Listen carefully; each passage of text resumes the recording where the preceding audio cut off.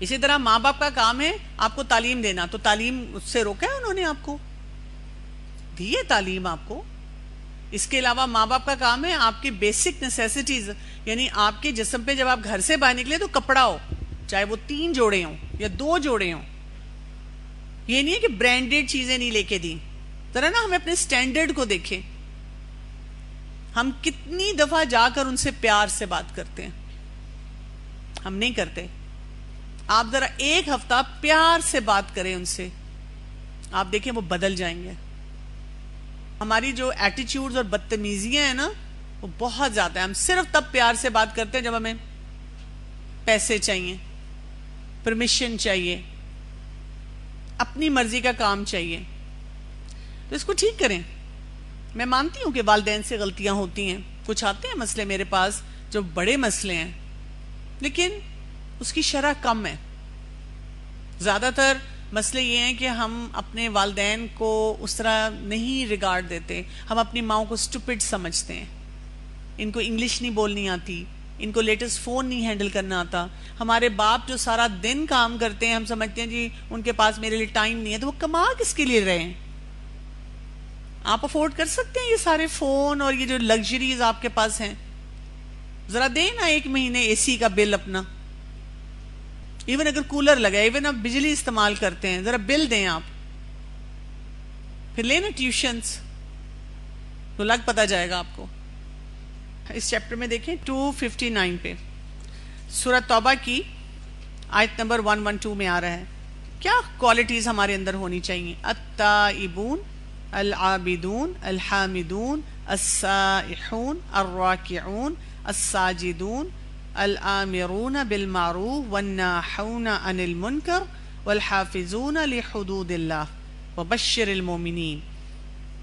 کیا ہونا چاہیے ہماری زندگی میں؟ توبہ کرنے والے ہم ہوں، عبادت کرنے والے، حمد و ثنا کرنے والے، اللہ کی راہ میں سفر کرنے والے، رکوع کرنے والے، سجدہ کرنے والے، نیک باتوں کی تعلیم دینے والے، بری باتوں سے باز رکھنے والے اور اللہ کی حدود کا خیال رکھنے والے. ایسے مومنوں کو اللہ کی طرف سے خوشخبری ہے.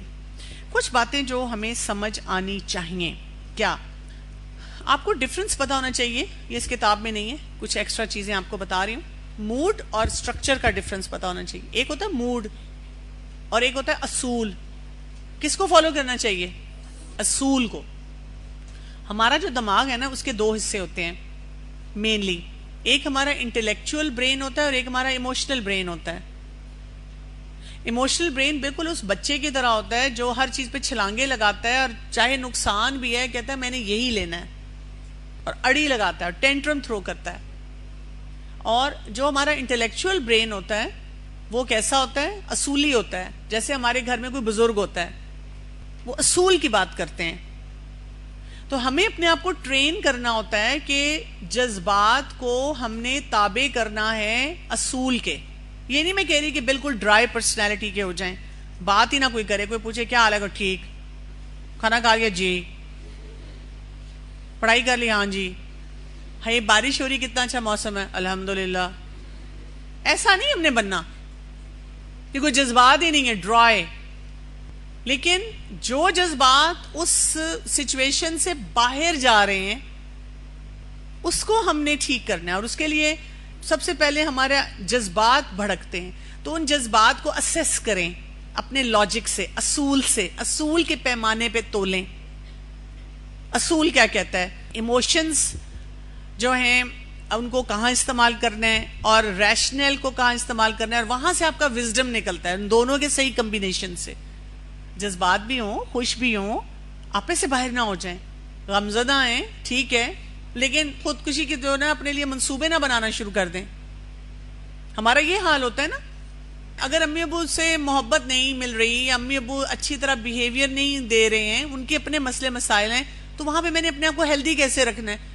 ویسے فون ہے میرے پاس، میں سب کچھ کر سکتی ہوں. نہیں، میں اپنے آپ کو ڈپریشن میں لے جاؤں گی، میں اپنے آپ کو انزائٹی میں لے جاؤں گی، میں اپنے آپ کو اتنا بیکار بنا لوں گی اور میں ہر وقت کہوں گی کہ ان کی وجہ سے ہو رہا ہے. نہیں، میری وجہ سے ہو رہا ہے. کیوں؟ دیکھیں باہر کے جو موسم ہوتے ہیں وہ ہمارے کنٹرول میں نہیں ہوتے ہیں. ہم اس موسم کو دیکھ کر اپنے آپ کو پروٹیکٹ کرتے ہیں اور خوشی باہر سے نہیں آتی، اندر سے آتی ہے. اگر خوشی باہر سے آنا اتنا ضروری ہوتی تو اللہ تعالیٰ سب کو پرفیکٹ پیکج باہر دیتے. اللہ تعالیٰ نے ہمیں اندر پرفیکٹ پیکج لگا کے بھیجا ہے. اب ہم اس کو استعمال ہی نہیں کریں. سافٹ ویئر ہمارے اندر موجود ہیں، ہم کہتے ہیں نہیں میں نے نہیں استعمال کرنا. اس کو استعمال کریں. جب آپ کو بہت زیادہ ڈیفیکلٹ سچویشن فیس کرنی پڑی تو کیا کریں؟ سنتوں پہ عمل کرنا شروع کر دیں. سنتوں میں کیا ہوگا؟ وقت پہ سوئیں، وقت پہ جاگیں، بیکاری کے کام نہ کریں، قرآن سے اپنا تعلق مضبوط کریں. اپنے آپ کو بتائیں اللہ ہے نا. اپنے آپ کو بتائیں یہ زندگی تو ویسے ہی ٹیمپرری ہے، اس کے دکھ بھی ٹیمپرری ہیں.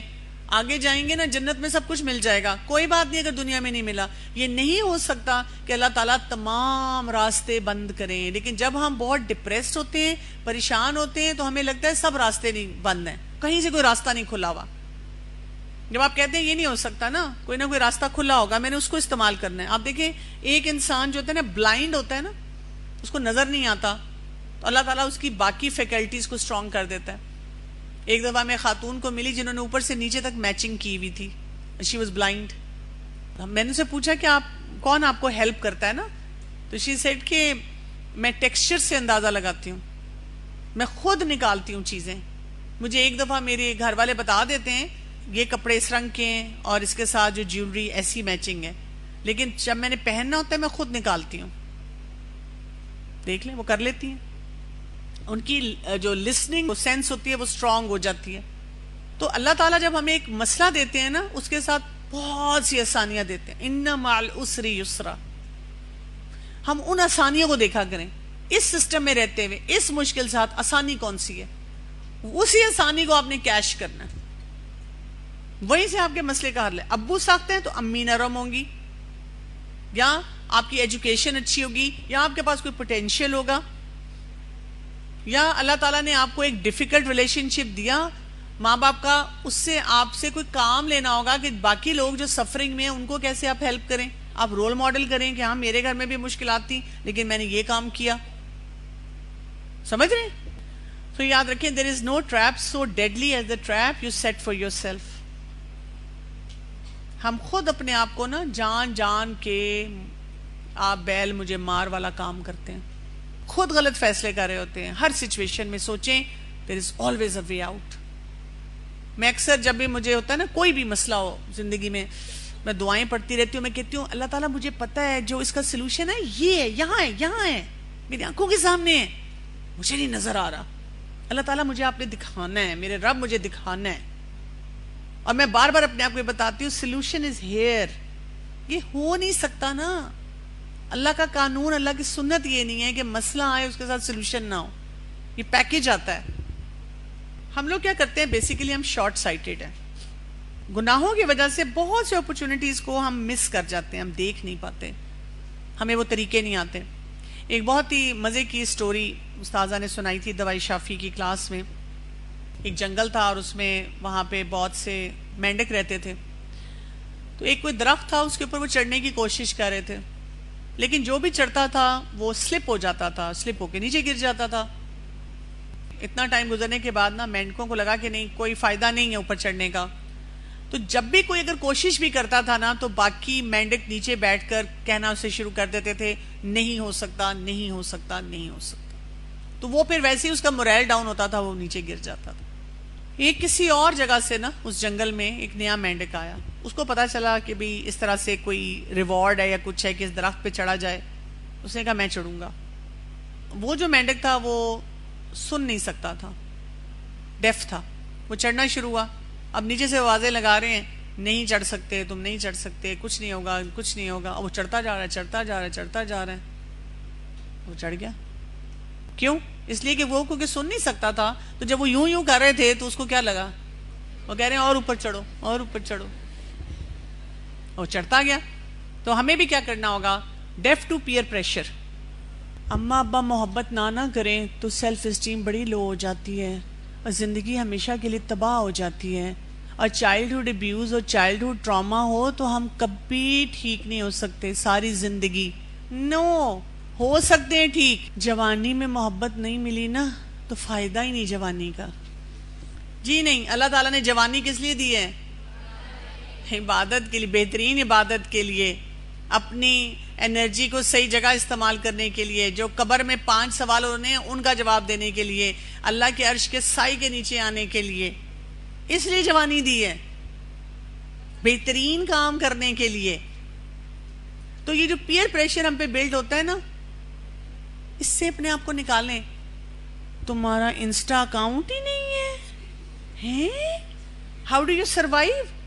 ہم کے آئی سروائیو آن آکسیجن جو اللہ تعالیٰ دے رہے ہیں، آئی سروائیو یہ جو میرا دل پمپ کرتا ہے، یہ پیئر پریشر ہے۔ یہ بہت سارے کام، فیشن کے کام، اسی طرح سے جو ہماری یہ سیلف اسٹیم ہوتی ہے، سب پیئر پریشر کی وجہ سے ہے۔ انگلش ایسی بولنی ہے اور لوگوں کو بتانا ہے ہمارا گاؤں ہے، ہمارا بہت بڑا علاقہ ہے، ہم تو بڑا گھومتے پھرتے ہیں۔ اچھا اگر جا نہیں سکتے تو یہ نہیں کہنا بھی ہم افورڈ نہیں کر سکتے، ہم کہتے ہیں مجھے شوق نہیں ہے جانے کا، شوق نہیں ہے دراصل میں اس لیے یہ نہیں کام کرتی۔ بول دینا کہ بھئی اتنا بجٹ نہیں ہے، بہت مہنگی چیز ہے۔ تو آپ کو اس پیئر پریشر سے نکلنا پڑتا ہے، نہ نکلیں تو ہم مصیبت میں پھنسے رہتے ہیں۔ ایک دفعہ میری کوئی رشتہ دار تھی، انہوں نے کہا کہ وہ فلاں نا وہ آئی ہے نا، تو وہ انہوں نے کوئی بیگ پکڑا ہوا ہے اور پتہ نہیں کتنے، وہ بہت ایکسپینسو کوئی بیگ ہے۔ میں نے کہا اگر وہ مجھے امپریس کرنے کے لیے بیگ لے کر آئیں گے تو مجھے تو ان کو کوئی فائدہ نہیں ہوگا، اس لیے کہ مجھے کچھ پتہ ہی نہیں ہے۔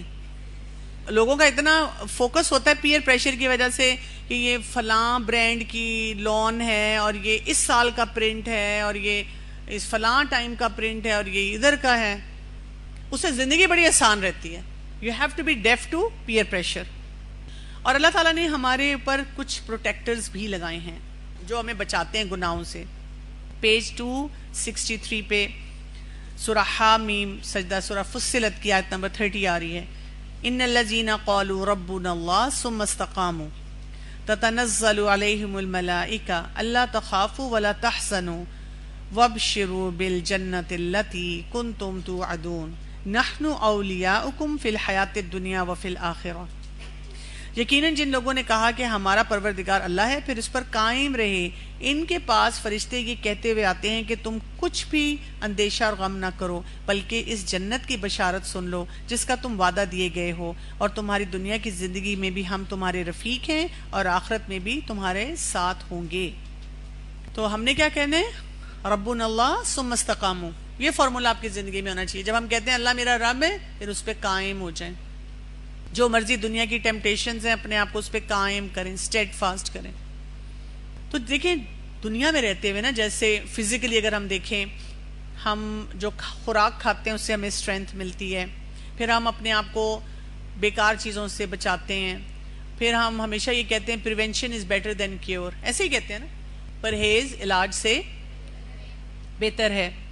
اسی طرح سے روحانی طور پہ ہمیں قوت ملتی ہے تقوی سے، اور ہم اپنے آپ کو گناہوں سے جب بچاتے ہیں تو ہمیں فائدہ ہوتا ہے۔ اور اسی طرح سے پریونشن ہم کس طرح کرتے ہیں؟ استغفار کی کثرت سے، ہم اللہ تعالیٰ سے ہمیشہ خیر مانگتے ہیں۔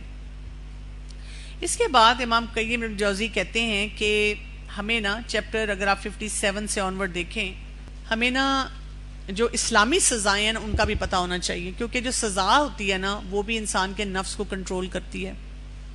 ہمیں سزا نہیں نہ ملتی کسی معاملے میں تو پھر ہم جب کوئی پینلٹی نہیں نہ ہوتی تو ہم وہ کام نہیں کرتے۔ جیسے اگر آپ کو پتا ہو کہ اٹینڈنس کوئی دیکھے گا ہی نہیں تو آپ کبھی آئیں گے کبھی نہیں آئیں گے، لیکن آپ کو اگر پتا ہے کہ 80% اٹینڈنس ہے تو ہم کیئرفل رہتے ہیں۔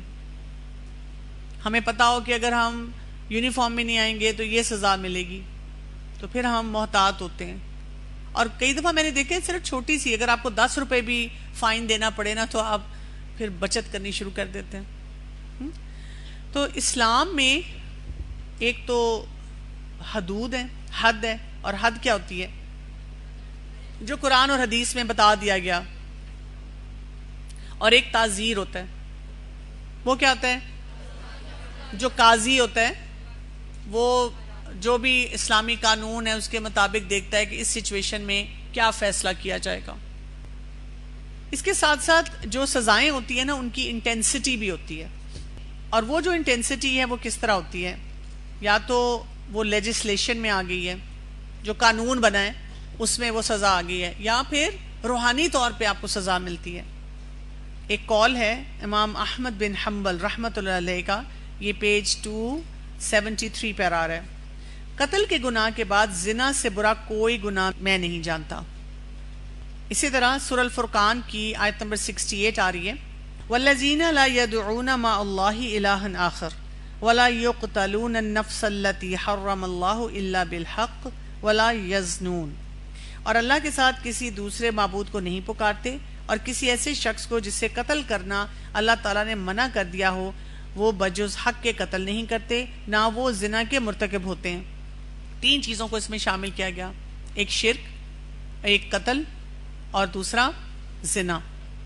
ہم دیکھتے ہیں کہ کچھ ایسے گناہ بھی ہیں، کچھ ایسے غلط کام بھی ہیں جن پر نہ تو قانون اتنا کوئی سالڈ ہے اور نہ ہی اس کا کوئی کفارہ ہے۔ جیسے اگر آپ کوئی جنک کھا لیتے ہیں، طیب چیز نہیں ہے، اب یہی تو ہم کہتے ہیں حرام تو نہیں ہے نا، اگر میں نے یہ فزی ڈرنک پی لی حرام تو نہیں ہے، اگر میں نے یہ فاسٹ فوڈ کھا لیا حرام تو نہیں ہے۔ ہمارے گھر والے ہمیں کہتے بھی رہیں کہ یہ درست نہیں ہے۔ آپ کو پتہ ہے اس وقت میڈیکل سائنسز یہ کہتی ہیں کہ جو لوگ بازاری کھانا کھاتے ہیں، جنک کھاتے ہیں، اور یہ جتنی پرزرویٹیوز لوڈڈ چیزیں کھاتے ہیں، ان کو ایموشنل چیلنجز بہت زیادہ ہوتے ہیں، ان کو ڈپریشن بہت زیادہ ہوتا ہے، ان کو انزائٹی بہت زیادہ ہوتی ہے، اور کئی دفعہ یہی وجہ ہوتی ہے ہم سمجھ رہے ہوتے ہیں جی ہمارے اماں ابا ہمیں اجازتیں نہیں دیتے ہیں، ہمیں کنٹرول کرتے ہیں، اس لیے مجھے پریشانی ہے، لیکن ہم یہ نہیں سوچتے میں کھا پی کیا رہی ہوں، اب اس پہ سزا بھی کوئی نہیں ہے، اور ہم بھی ہر وقت کہتے ہیں حرام تو نہیں ہے، حرام تو نہیں ہے۔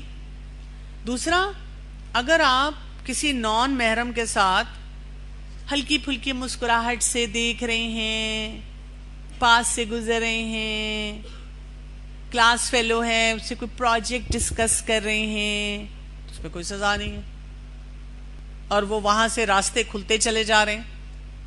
لیکن یاد رکھیں کہ جو ڈیوائن پنشمنٹ ہوتی ہے نا، روحانی طور پر سزا ہمیں کیسے ہوتی ہے، ہمارا دل مطمئن نہیں ہوتا، اور کبھی کبھی ہمارے جسم میں کوئی نقصان ہو رہا ہوتا ہے، جیسے انزائٹی ڈپریشن یہی چیز ہے، ہم کوئی نہ کوئی غلط کام کر رہے ہوتے ہیں، اس کی وجہ سے ہمیں ڈپریشن یا انزائٹی ہو رہی ہے، کہیں نہ کہیں ہم قرآن اور سنت سے ہٹے ہوئے ہوتے ہیں، اس لیے ہمیں یہ ہو رہا ہوتا ہے۔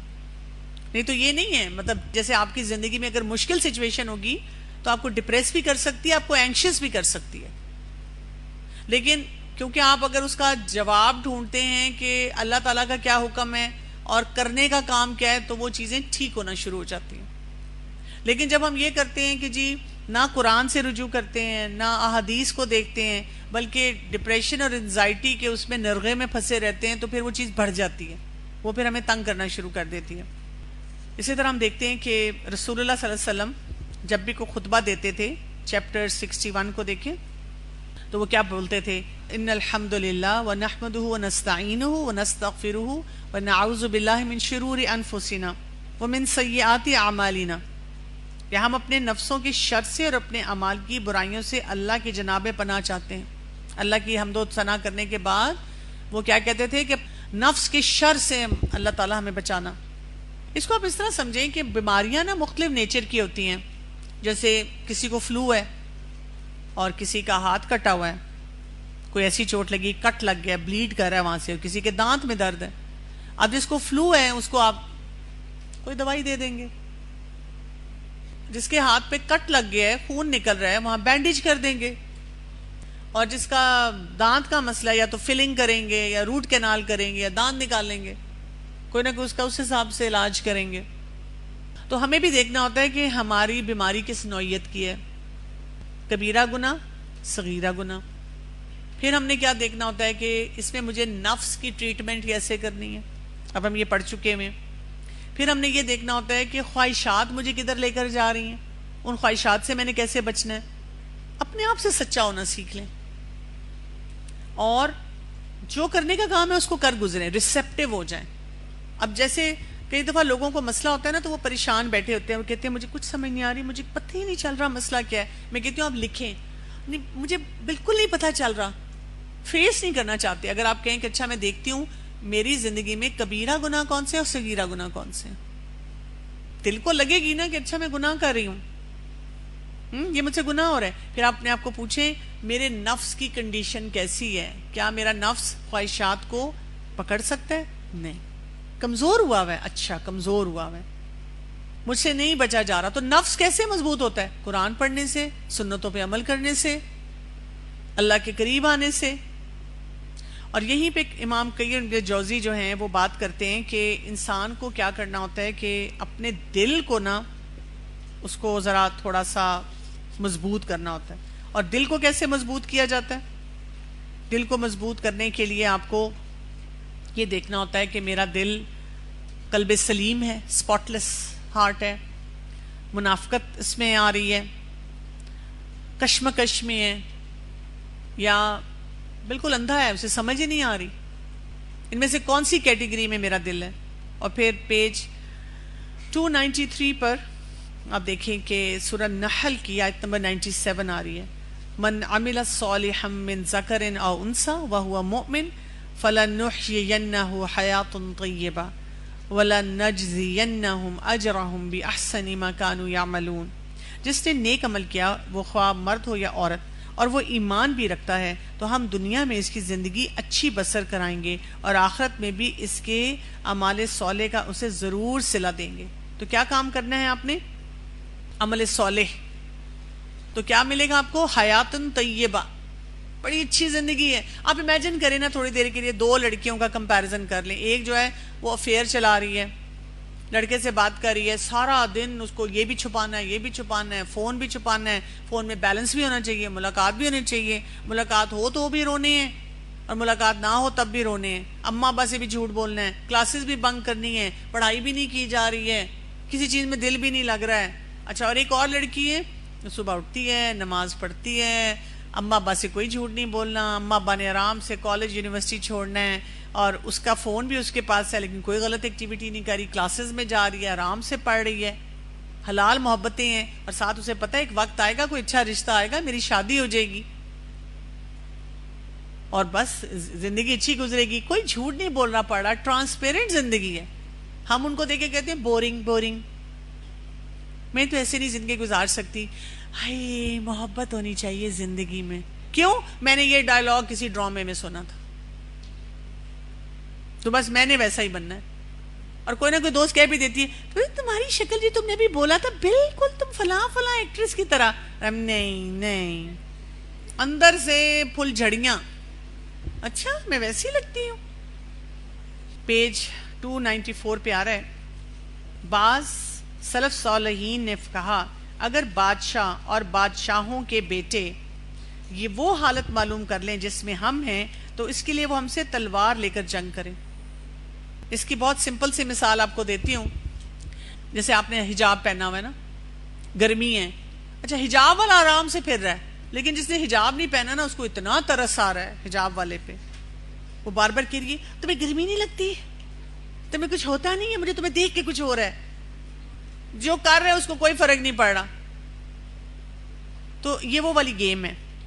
اور پھر اس کے بعد پیج 295 پہ آ رہا ہے وَإِنَّ مِن شِيعَةِ لِإِبْرَاهِيمَ إِذْ جَاءَ رَبَّهُ بِقَلْبٍ سَلِيمٍ. اور نوح علیہ السلام کے طریقے پہ چلنے والوں میں سے ایک ابراہیم تھے جبکہ وہ صاف قلب کے ساتھ اپنے پروردگار کی طرف آئے. تو قلب سلیم، اصل کام ہمیں اپنے دل کو ٹھیک کرنا ہے. اور قلب سلیم کی علامات نیکسٹ پیج پہ آ رہی ہیں. قلب سلیم کی کیا علامات ہیں؟ 5 علامات ہیں. کیا ہیں؟ شرک سے محفوظ ہے، سنت نبوی کے خلاف جو بدعات ہیں ان سے محفوظ ہے، خواہشات اور شہوات سے محفوظ ہے، پھر غفلت سے محفوظ ہے، اور اس کے ساتھ کیا ہے کہ توحید پہ کام کرنے والا، اپنے آپ کو سنسیئر بنانے والا. اور یہاں پر ہم ختم کریں گے اس بات پہ A fool's paradise is a wise man's hell. جو انسان غلطیاں کرتا ہے وہ بے وقوفی کرتا ہے اور وہ اپنے آپ کو مشکلات میں رکھتا ہے. تو اللہ تعالیٰ ہمیں ان سے بچائے کہ ہم غلط فیصلے کرنے سے رک سکیں. اگر ہم نے اس شخص کو چھوڑ دیا لیکن وہ پھر بھی بار بار دماغ میں ساری باتیں گھومیں اور ایون نماز میں بھی، تو کیا کریں؟